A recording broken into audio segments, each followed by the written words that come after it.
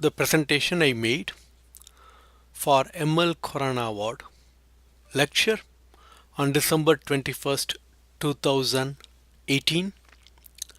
Unfortunately, as the copy is not available to me, I am sharing and re-recording the presentation in my office to share with other people who are interested in viewing it.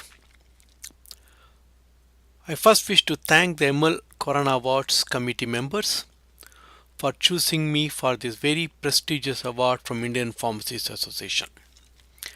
And I certainly hope that the talk today on the prescription for Indian pharmacy education practice starts a conversation which is very much needed in the current context of pharmacy education in India. Let's begin. In 2008,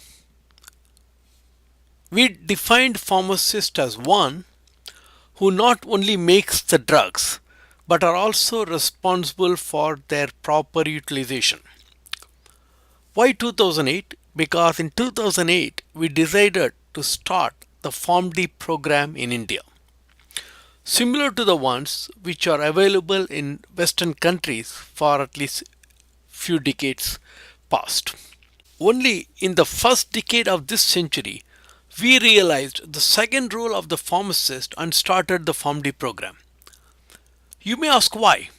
Remember, why are we making the drugs? We are making the drugs to get the patient better. So to achieve this goal, the Pharmacy Council decided to start the PharmD program. But they still defined a registered pharmacist as one who either has a diploma in pharmacy, which is a 2-year program, or a B.Pharm in pharmacy, which is a 4-year program, and a PharmD degree, which is a 6-year program. This equivalency was certainly a big mistake. To make this maths work, that is 2 is equal to 4 is equal to 6, they further defined that a PharmD degree, a clinical pharmacist, will be working in an hospital setting, whereas a pharmacist with a 2-year diploma will be sufficient to work in a retail setting. This doesn't make any sense. Think if you had a wonderful, very expensive surgery done to your folks in a hospital, say a transplant, which costed you 10 lakh rupees. The surgeons did a great job. Everything went well. And then you are picking up your immunosuppressant level from your outpatient pharmacy without any type of consultation, without any measurement of the immunosuppressant level. Then it's a big screw up. The whole transplant could become a failure because you did not monitor the level of the immunosuppressant. So I will give an analogy here. Think of a passenger who is traveling in a plane.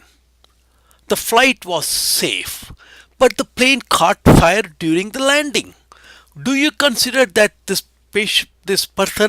passenger had a safe flight? No.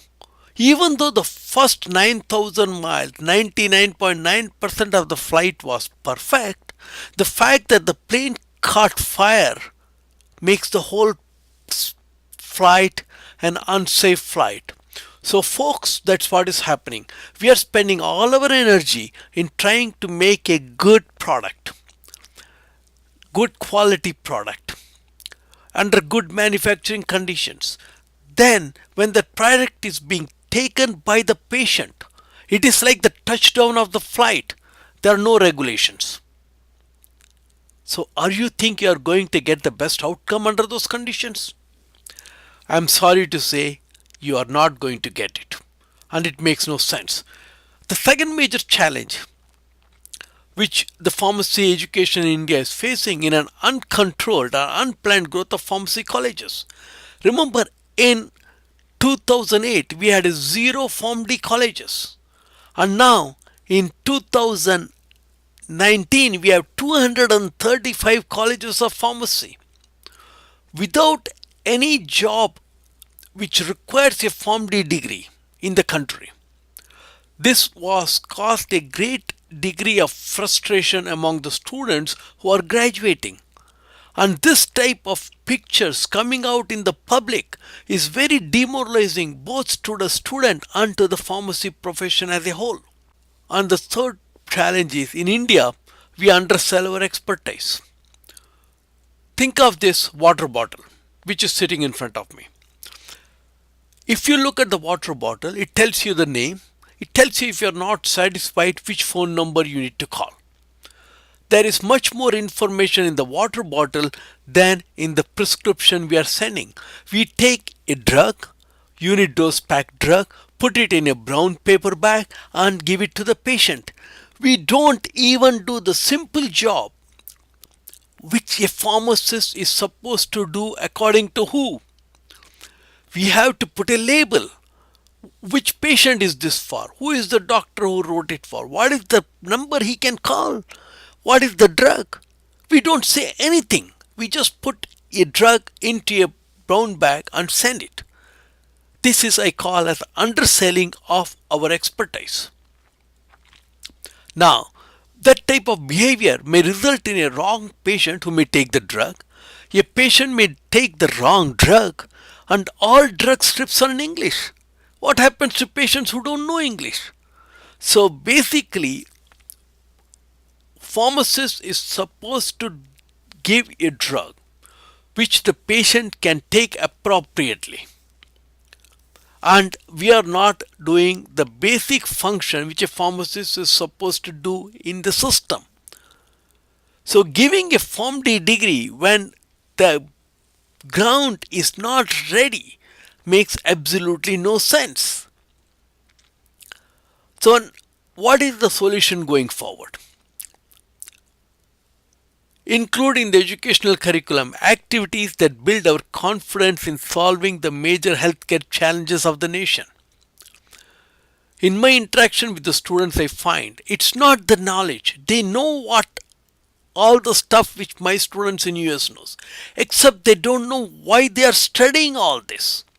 Here is two examples. If you just look up the data, the prevalence of known diabetes and newly detected diabetes and pre-diabetes in India, literally 50% of the Indian population, adult population, are either having diabetes, have been detected with diabetes, or they are pre-diabetic. Similarly, about 90% of the patients in India are hypertensive. Remember, for any business, you need clients. So pharmacists, if they are really bent on providing pharmacy services, there are a whole bunch of people who are ready to use those services. So what we lack here is confidence.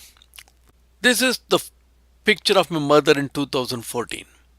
In 2004, she was diagnosed with nasopharyngeal cancer. The surgery in that very big hospital went very, very well. But during post-surgical, she got an infection and they started to give gentamicin to her. Unfortunately, they did not measure the level of the gent, which is a standard practice in India. Every pharmacist, every doctor, if you ask them a question, is genta nephrotoxic? Is genta ototoxic? They will say the answer is yes. But somehow when they start practicing, they ignore this basic fact. With the result that after 9 months, she could still not hear. And she went to the doctor and asked him, Doctor Saab, क्या मेरे को सुनाई देगा? Can I be hearing sometime?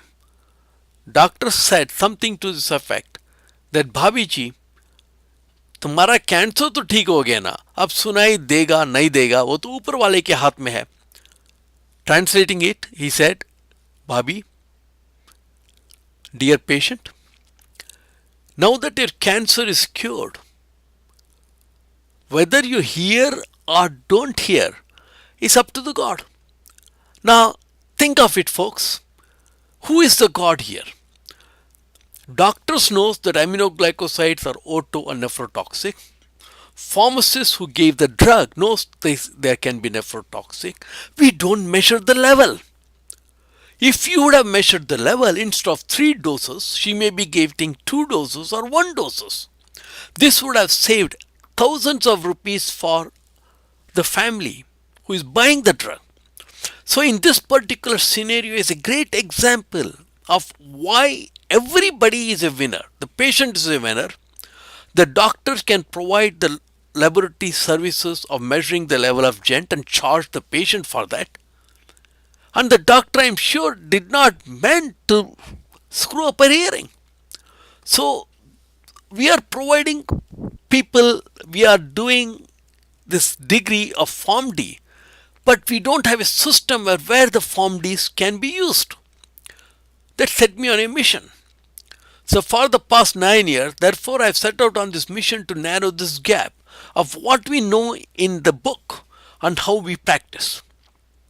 So during this process, I've started a study abroad program with several institutions in India, and these are some of my partner institutions.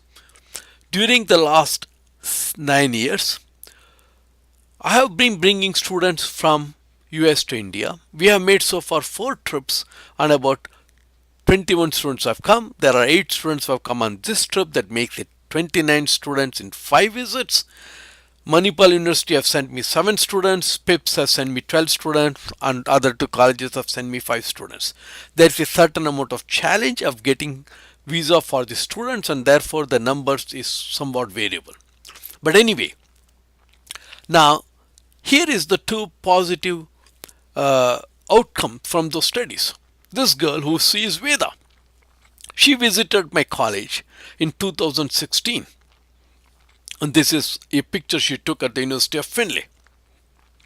After she came back, she found a job which really uses the pharmacy services. And after trying for about 9 months, she has found a job in a doctor's office. And today she spends her time taking from patients before consultation with the doctor, patient counseling about the medication use. She demonstrates to the patient how to use the insulin pen.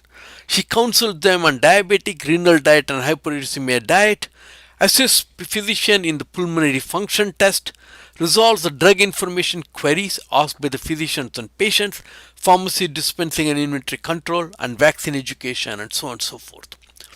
Folks, this is what a pharmacist who is become a PharmD is supposed to do. The major idea is you use your knowledge to improve the patient outcome. That is the purpose. Now here is another of the student who came earlier in 2018 to my college, and his name is Sai Charan. He has now started counseling 16 elderly patients in his apartment. He charges them 150 rupees per visit. He goes and sees them every 2 weeks to make sure that their blood pressures and diabetes are in control. Think of it, we have millions and millions of patients who can use these services in India. We know that. And we are training PharmD students who can provide those services. Now what they are lacking is confidence, that's all. This is a hospital where pharmacists have started going on rounds with the physician, and they make recommendations as they see fit. And in the small publications which have come out recently, along with our collaboration, they've made 125 recommendations were made to the physician by the clinical pharmacist for drug therapy problems. And these are the various type of recommendations made, and more than 80% of those recommendations were accepted by the physician. So this is again a great example of where a well-trained PharmD can help improve the patient outcome. And this was able to cause these recommendations, when accepted, produce a significant decrease in the diastolic blood pressure. This is an abridged version of the Khorana presentation. I believe that most of the listeners will be interested in this part. The second part talks about the changes in the educational system which need to be brought about to make the PharmD program more effective. Again, if there is an interest, and depending upon the response I get on this particular topic, I will be recording the second part. But to keep the presentation short, I'm going to stop here right now. Thank you very much and hope you found something useful. Goodbye.